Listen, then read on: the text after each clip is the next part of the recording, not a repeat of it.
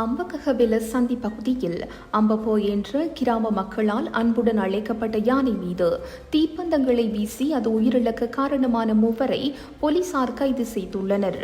அனுராதபுரம் சீப்புக்குளம் பகுதியில் உள்ள அம்பகஹவெல சந்திக்கு அருகில் உள்ள வீடொன்றின் முற்றத்தில் கடந்த திங்கட்கிழமை காலை சுமார் 40 வயது மதிக்கத்தக்க அம்பபோ என்ற யானை பலத்த தீக்காயங்களுடன் விழுந்து கிடந்த நிலையில் கண்டெடுக்கப்பட்டது.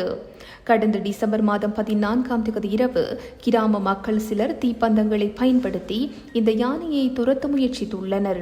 இதன்போது அங்கிருந்த ஒரு நபர் யானையின் உடலில் நேரடியாக தீ வைத்துள்ளதாகவும் இதனால் யானைக்கு கடுமையான தீக்காயங்கள் ஏற்பட்டதாகவும் மிகுந்தலை போலீசார் தெரிவித்தனர்.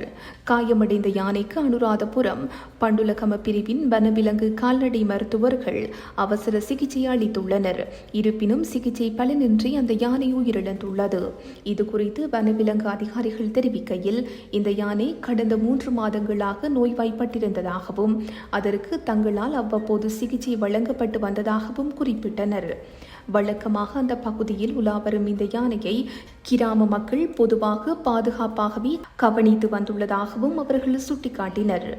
கடந்த செவ்வாய்க்கிழமை வனவிலங்கு அதிகாரிகளால் யானையின் உடற்கூற்று பரிசோதனை நடத்தப்பட்டது. அதனைத் தொடர்ந்து கிராம மக்கள் ஒன்றிணைந்து யானைக்கு மத வழிபாடுகளை செய்து அஞ்சலி செலுத்தினர்.